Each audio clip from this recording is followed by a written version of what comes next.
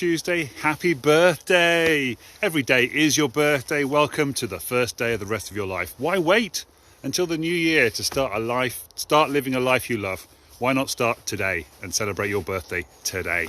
What a good way to start your day. Hello, hope you're having a lovely Tuesday so far. It is Tuesday, right? Sorry I missed you Monday. Did anybody miss me? Did anybody notice I didn't do a live yesterday on Monday? I stayed up late watching the snooker on Sunday night and overslept on Monday morning. That's just what happened. And then I had some calls and stuff, so I couldn't squeeze in the live. So today we're going to talk about overcoming habits, any habit. I was going to put into the description overcoming the habit of anxiety, but I thought that might be a bit too specific, and maybe we should be a little bit more generic with this one topic for today. We will come on to that in a moment. But first of all, of course, we have to say happy birthday. Sorry, I've got a little bit of a...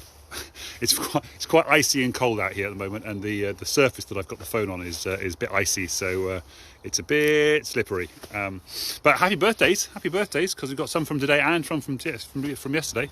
Happy birthday for today to Pippa Ford and Andy Hollingsworth, both utility warehouse people. So happy birthday to both of you guys. I hope you're well. Pippa, I think the last time I saw you, Pippa, was... no, I must have seen you in between then, but I was on the cruise in the Caribbean. That's what I was thinking. Oh, hello, viewer. Can't see who it is, but hello anyway. Happy birthday to Louise McClintock as well. Oh, it's Adele. Of course it is. You've got a new picture, haven't you, Adele? Got a new profile photo. Yeah, happy birthday to Louise. How's it like being a mother? I saw you playing chess with your little boy earlier on. That seems a bit unlikely. He's a bit young for that, isn't he, really? But there you go. I hope you're enjoying the joys of parenthood. Happy birthday to Tim Nelms and Vince Freeman, both from Cheltenham.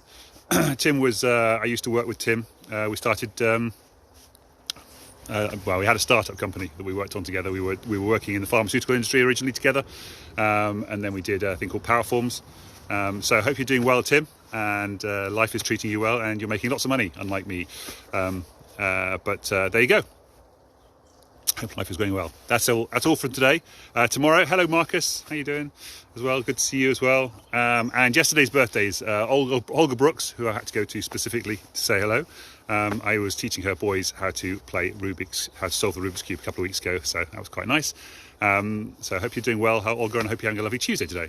Trish Mossman, not sure where I know you from. Clearly New Zealand, though. I don't think we've met in person, really, but hello to you.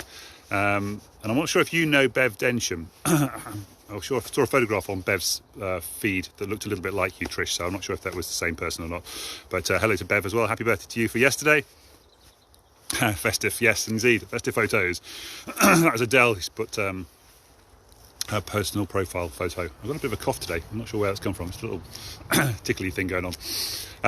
Happy birthday to Shelley Lugg, who was around when I first started Diary Booker. She's a hairdresser. Hope you're doing well. And of course, Juanjo. That threw me a bit because I only know you as Juan. And I hope you're doing really well. We met in Dublin this time last year, actually, didn't we? I think doing a Millionaire Mind Intensive. Anyway, so that's all that. Happy birthdays, lots of happy birthdays. There you go. And we are 4 minutes into the video. However, right now onto the topic in hand. And the lady with the barky dog is back again. The dog very excited about getting a ball thrown to it. That's what happens there. Okay, so 3 overcoming habits. I can't remember if I said 3. Did I say 3 things to overcoming habits? I think I did. I hope I did. Okay, so the first thing is what I will always call the ACE. So I do it kind of like this, but it's the 3 things, ACE.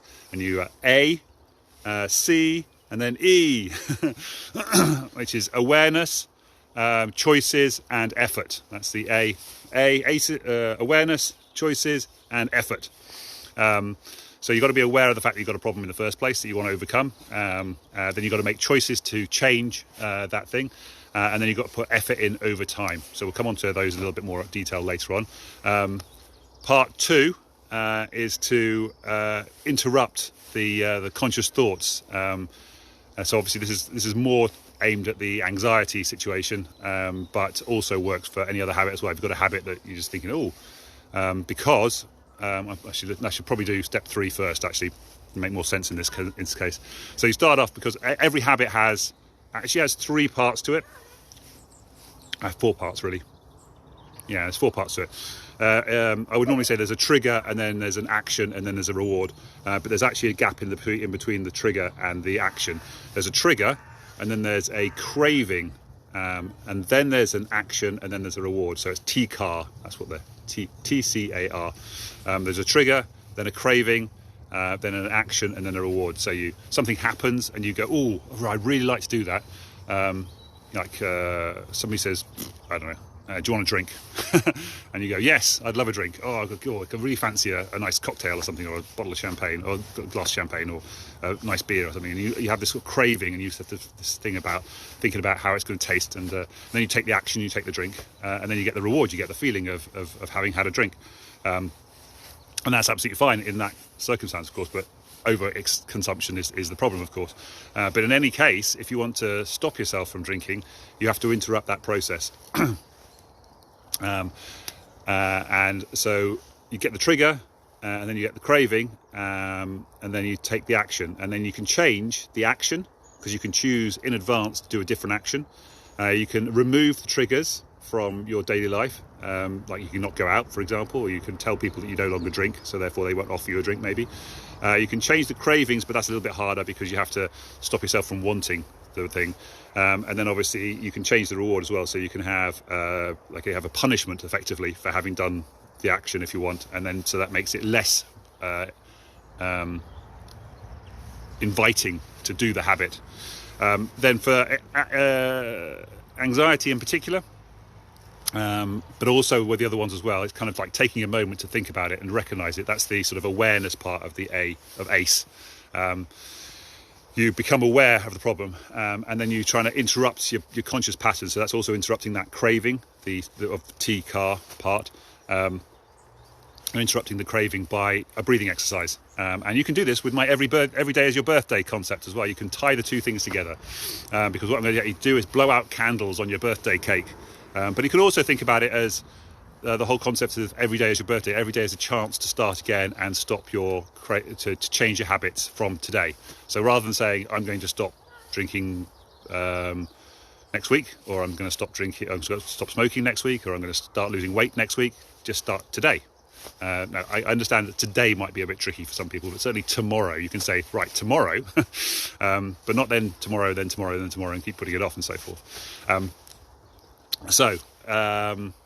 Yes, the breathing exercise to blow out the candles on your birthday cake. Every day is your birthday. So practice blowing out birthday cakes on your candles on your birthday cake. So what you do is you breathe in for 5, hold for 5, and breathe out for 5. In through your nose for 5, hold for 5, and then breathe out as if you're blowing candles out for 5. So you're doing...